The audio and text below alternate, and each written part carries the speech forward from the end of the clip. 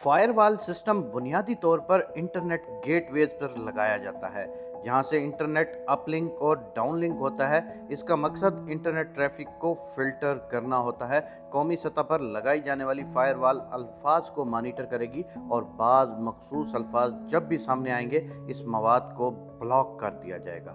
अब ये हुकूमत और इस निज़ाम को कंट्रोल करने वालों पर मुनहसर है कि वो किस चीज़ को ब्लॉक करना चाहते हैं। इस फायरवॉल की मदद से नापसंदीदा वेबसाइट्स, सोशल मीडिया प्लेटफॉर्म्स और मखसूस मवाद को कंट्रोल किया जा सकता है। ऐसे किसी भी मवाद को फायरवॉल की मदद से ब्लॉक किया जा सकता है। इस निज़ाम की मदद से किसी मवाद के मौखिज़ यानी ओरिजिन जहाँ से उसका आगाज़ हुआ है, उस बारे में भी फौरी मदद मिल सकती है और आईपी एड्रेस सामने आने के बाद मवाद को बनाने वाले के खिलाफ कार्रवाई भी हो सकती है।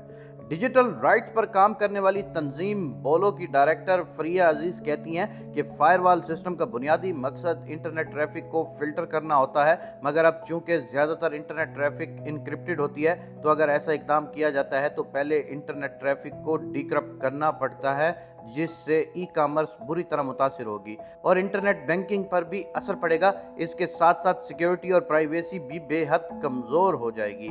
पाकिस्तान में माजी में पीटीसीएल और दीगर इंटरनेट सर्विस प्रोवाइडर्स के पास फायरवॉल लगाई गई थी और अब गेटवेज पर फायरवॉल नस्ब की जा रही हैं। फरिया अजीज ने कहा है कि इंटरनेट ट्रैफिक को डिक्रिप्ट करने की सूरत में बैंक्स भी खतरे से दोचार हो सकते हैं, क्योंकि इन बैंक्स की ऑनलाइन सर्विसेज इस्तेमाल करते हुए पासवर्ड इन फायरवॉल को कंट्रोल करने वाले के पास जाहिर हो सकते हैं। इसके अलावा डिक्रिप्ट होने की सूरत में किसी हैकर के लिए भी इस साइट तक रसाई ज़्यादा मुश्किल नहीं होगी। उनके बकौल ऐसी सूरत में खतरात बढ़ जाते हैं। उन्होंने मजीद कहा है कि ये बिल्कुल ऐसा ही है जैसे FIA इमिग्रेशन हो, जहां आपने मुल्क से बाहर जाना है तो भी दस्तावेज़ात दिखाते हुए जाते हैं और मुल्क के अंदर आना हो तो भी दस्तावेज़ात दिखाते हुए चेकिंग करानी पड़ती है।